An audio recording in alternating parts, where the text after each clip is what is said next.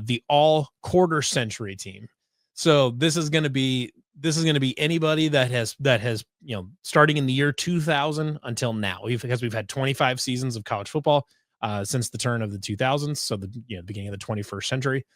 So we are going to go through and do an all Iowa State team for players for starting in 2000. There could be overlap theoretically. I don't think I have any players on this list that like overlapped between the late 90s and early 2000s, though there may be a couple guys that would be in consideration for something like that. A couple criteria here. I considered the overall impact of every player, but in general, because it is an all-century team, you're counting in an entire career. So guys that didn't play 4 years here definitely we're at a little bit of a disadvantage just because of they couldn't make as much of an impact at Iowa State as other 4-year guys could have. So I don't know if I've got anybody on the list that was a JUCO or not. I don't think I do. But it's one of those where 4-year guys are gonna get the nod in a lot of these, just because they were able to impact the program on a longer time frame than a JUCO guy. And you'll see that we'll talk about those when we get to those too. But as always, as we get going through here, I'd love to hear your thoughts. If you get any agreements, disagreements, if you think I'm crazy on one of these, if you think I'm missing some names, definitely eager to hear some of those. But we'll get started with a couple of these. First ones are going to be very pretty. They're going to be pretty straightforward. I was thinking about doing a full 2 deep of these, but it would get tricky, I think, once you get out of the skill positions, like especially once you get into the offensive line. It's not that there haven't been good players, but I think you're really splitting hairs when you get to the offensive line, getting into a 2 deep. And I'll be the first to admit that offensive line is not necessarily my expertise of the way like skill position, the way I can look at the quarterback position and the skill positions and give a pretty good analysis on those. Offensive line is a more specialized thing. But we can all look back and say, okay, this was a guy that really deserves some significant recognition here for for their position too. So like I said, first, some of these are going to be very obvious, and a pattern you're going to notice is that a good chunk of these guys played for Matt Campbell, which should really come as no surprise because this Matt Campbell era has been, by far the most successful stretch of Iowa State football in history. Really, not even close. He's already the all-time wins leader at Iowa State, and it feels like he hasn't been here that long, but this is his 10th season at Iowa State. So he's put a lot of players in the NFL. So there's some of these guys that are just going to be really obvious, and that's just kind of what it is. But there are other ones that I think will be less obvious that I think will be really interesting to talk about. So let's get into it. First up is quarterback. And was it going to be anybody else besides Brock Purdy? Brock Purdy is the all-time leader at Iowa State in essentially every single passing category. The only one he's not in the top, either the top guy or in the top 3 of is interceptions, in which he appears nowhere on the top 5, which is remarkable, given that he has a tie for the most career passing attempts, the most season passing attempts. He owns most season passing attempts, and I believe the most career passing attempts. His volume is just a lot greater than any other Cyclone quarterback. So he has all the counting stats, all the efficiency stats, but he is nowhere in the top 5 as far as most interceptions thrown, which is pretty incredible. This was maybe the single easiest name on this entire list. There's a couple guys that I think are worthy of recognition, at least at quarterback. Brett Meyer and Austin Arnon both had very good careers at Iowa State. Brett Meyer left as the all-time leading passer. Certainly, if Brock Purdy didn't exist, he would absolutely be on the list here. Then the big name that I think Iowa State fans are going to throw out is Seneca Wallace. Seneca Wallace was only here 2 years. He was electrifying in that time. His efficiency stats aren't necessarily as good as we might like to remember. He was a good passer of the football, but he was turnover prone too. But also, like I said, he was only here for 2 years. So, did he put a lot of eyes on Iowa State that weren't on it at the time because of just how electrifying he was? Absolutely. No question about it. if you talk to real college football nerds, they all remember who Seneca Wallace was. Um, but like I said, this is a cumulative thing, and frankly, Brock Purdy is so far head and shoulders above every single other person at this spot. There's not really a conversation to be had, but I do want to mention Brett Meyer, Austin Arnaud, both had good careers. Sam Richardson should have had a better career if he had a better offensive coordinator, better offense, and just a better offense to work in. I will go to my grave believing that Sam Richardson could have been Brock Purdy in Matt Campbell's system. But this is no doubt clear number one Brock Purdy for the all quarter century team for quarterback. The running back one is probably going to be fairly easy, but it's not as clear cut as the other ones. Breece Hall gets the nod at running back. I know this one feels fairly obvious. He left Iowa State. Not quite as the all-time leading rusher because he was only here for 3 seasons. And he didn't get quite the volume that Troy Davis did. But I think most people consider him, if they don't consider him the best running back in Iowa State history, it is only after Troy Davis. Troy Davis is obviously not eligible for this list. But to be quite frank, I think even if Troy Davis was eligible for this list, I think I would still give the nod to Breece Hall.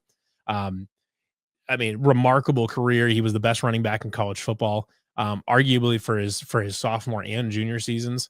And, just was just a dominant force, even behind an offensive line that was kind of sketchy at times. It's the only other guy that's I think in really significant consideration for this is Dave Montgomery. Now, Dave Montgomery is right there. He's right there with Breece Hall. I mean, you could argue that his impact on the program, as far as taking it from what it was to where it is now, maybe was even greater than Breece's. But if you're just talking about overall productivity, prestige within the around the country, and then now in the NFL, though David's put himself to put together a nice career in the NFL too. So it's. You could go. You could put Dave Montgomery here, and I don't think you would really feel. I don't think you would feel. Few if any disagreements about that. I don't think anybody would have an issue putting Dave Montgomery on this team over Breece Hall. Just like when you're talking about the best running back in Iowa State history, it is those 3 and only those 3. It is Troy Davis, Breece Hall, Dave Montgomery, and you can frankly order them you can order them any way you want to, and there's a really good argument to be made for it.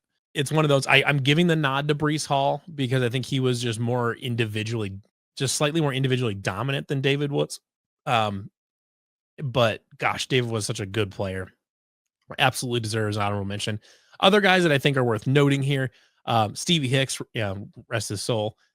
Stevie Hicks was a really nice running back here, especially under the late stage Dan McCarney. Nice player, nice running back. It just doesn't quite stack up to the other guys. Alexander Robinson had a nice career at Iowa State. It was kind of in an era where Iowa State was just under Paul Rhoads, where they were fine. They were kind of the plucky underdog, but they weren't anything incredible. Early, or if you look in the early 2000s, you're looking at like Darren Davis, or I guess he would have been late 90s, so he wouldn't have been eligible for this. If you want to talk about guys that are kind of interesting names, like Hiawatha Rutland and Ennis Haywood. Both of them actually rest their souls. It's good running backs. They can't be in the same conversation as Breece Hall and Dave Montgomery. Duke says, Breece was the more explosive of the 2 running backs, but if I'm being honest, David was more fun to watch. Honestly, I don't even necessarily disagree with you there. David Montgomery was so much fun to watch because he could turn nothing. He could turn a negative 2-yard run into a 5-yard run. He could turn 2 into 20, and he wasn't as explosive as Breece was, didn't have the breakaway speed, but gosh, watching David evade and break tackles was art. But I say I'm going to give the nod to Breece Hall here, but you could tell me Dave Montgomery and I would have no qualms with that whatsoever. Next up is wide receiver, and this one is a much more difficult conversation here.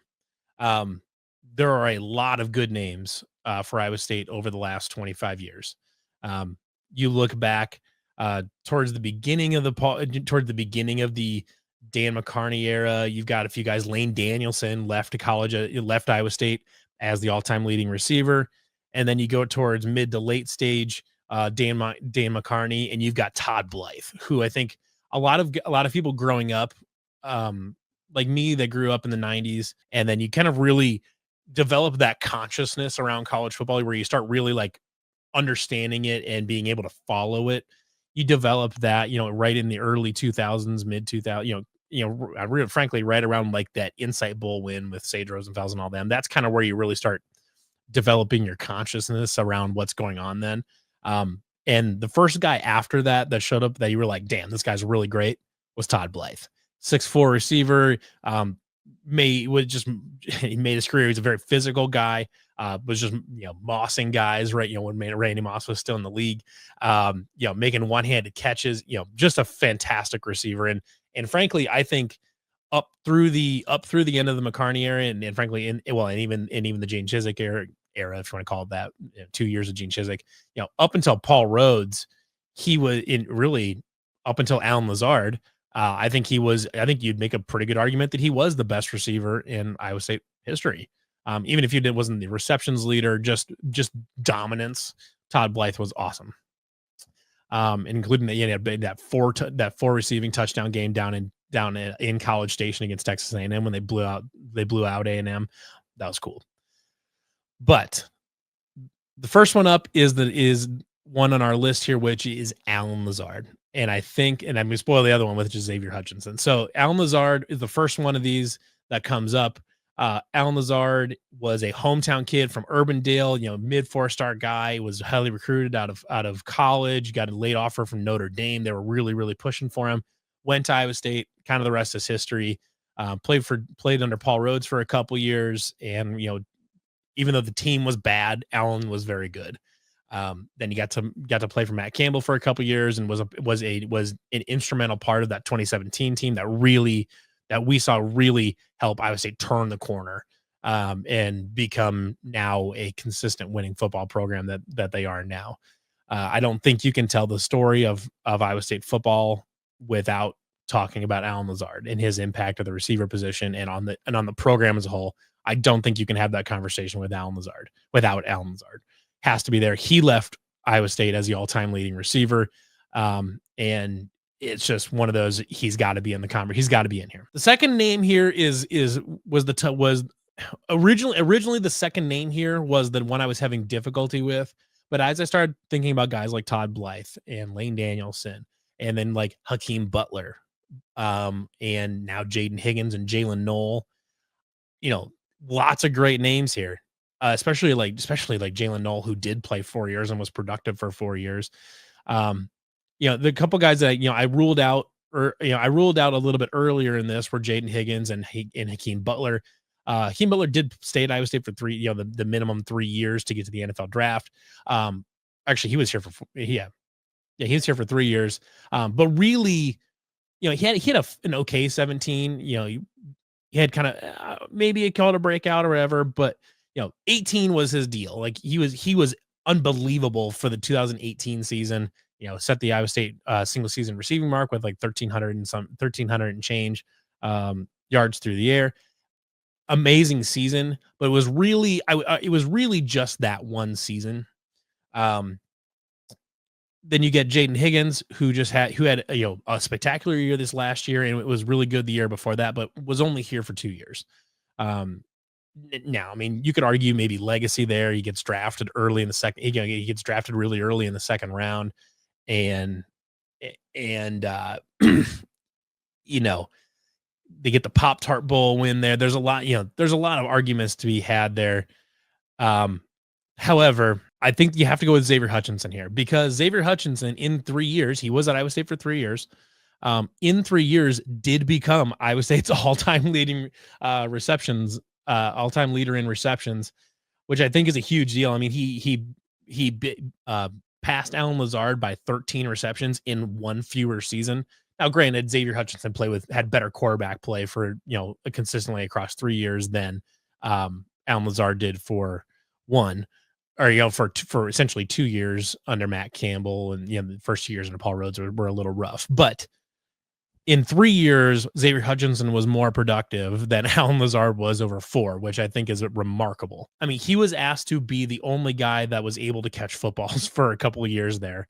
You know, 2020, he came in as a JUCO and was immediately good. 2021, he was very good. 2022 there, he had a night. He was good. He was very good. Hunter Deckers was not great. But he just caught a million passes, and he was frankly the only one that he was really the only one that roster that you felt like could really be that number one guy, and they used him a lot. And that part of that contributes to his counting stats and the reason that he became Iowa State's all-time leading receiver in terms of receptions. But it's one of those where he was asked to shoulder an incredible load by himself, and he did it. He did it incredibly. I know there's a couple of I've seen a couple comments here. It should be between Xavier and Noel. The long-term production was best between them. Hakeem was the best wide receiver in college football, arguably in 2018. I think you hit the nail on the head there. Hakeem's 1 year in 2018 was unbelievable. Higgins was great. It's between Xavier and Hutchinson and Jalen Noel. I think like I said, I'm giving it to Xavier. I mean, frankly, only on the basis that he was incredibly consistent and productive every single game of his Iowa State career. And it was for 3 full seasons, which, if Hakeem Butler is available to be considered for this, then Xavier Hutchinson is here. He was here the same amount of time. Jalen Noel, he had a decent freshman year. People kind of, I don't know if you remember or not, but his sophomore year, he struggled a lot with drops, especially. And we were just kind of like, I'm not sure what's going on here. Then he became, a 1,000-yard receiver, in the 3rd round pick and all this. But he did struggle a little bit earlier in his career. And I'm not trying to dig at Jalen, but if you're really splitting hairs between Xavier Hutchinson and Jalen Noel, as far as putting them on this team, Xavier Hutchinson's, his graph of production is much more steady. And, there was never a stretch with Xavier Hutchinson where you were wondering if he was the guy, or if you're wondering if he was going to pan out. There was never a question with Xavier. He was just so good, so consistent. I mean, like I said, this was one of the hardest positions to pick, just because Iowa State's had a lot of good players at the wide receiver position. Next up is the tight ends. The first one here is very obvious, and that is Charlie Kolar. The second one here is a little bit less obvious, and it took me a little bit of consideration. It took me a little bit of digging around just to kind of see, because Dan McCarney did use his tight ends a little bit. Paul Rhodes did a little bit, except for right at the end. I'm going to give the nod to EJ Bibbs here, though. So this is our first non-Campbell player that has come up. Talk about Charlie Kolar a little bit. He's the best tight end in Iowa State history in terms of production, in terms of what he's done in the NFL so far and what he's going to be doing in the NFL. I think this is a no-brainer. He was arguably he was the most consistent, receiving option on the team essentially his entire career. He was great. I don't think there's really an argument against Charlie Kolar. The second one here was an interesting one. You could make arguments for a couple other, Campbell guys. Chase Allen is up there. Maybe you could even make an argument that even though his receiving numbers aren't there, just in terms of overall impact, you could talk about Dylan Sainer. I think you could go back to the McCarney era and look at a guy like Ben Barkema, who was somewhat productive, and you had Walter Nickel there. He was fine. And then there was a couple other guys. But I just think EJ Bibbs, I was looking this up. I didn't realize this. If we go up here to the single season leaders here, and we look at receptions by a tight end. So Colin Franklin was another guy I think deserved to be in consideration for this for sure. And maybe it should be Colin Franklin over EJ Bibbs, because Colin Franklin did play here for 4 years and EJ Bibbs was a JUCO guy. But then you look here, single season touchdown receptions, 8 of them right there. And that was with really bad quarterback play. Colin Franklin at least had the benefit of Austin Arnaud, who was a competent quarterback. I think that's you could split hairs there between Colin Franklin and EJ Bibbs.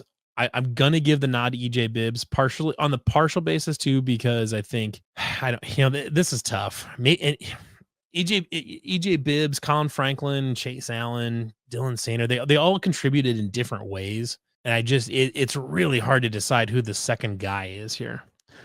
Because if you're looking at like, receptions by a tight end in a season, Colin Franklin's right there, but EJ Bibbs was right behind him. It's tough because they all did different things. They were asked to do different things on their own team. How do you measure? So receiving yards by a tight end, look right here.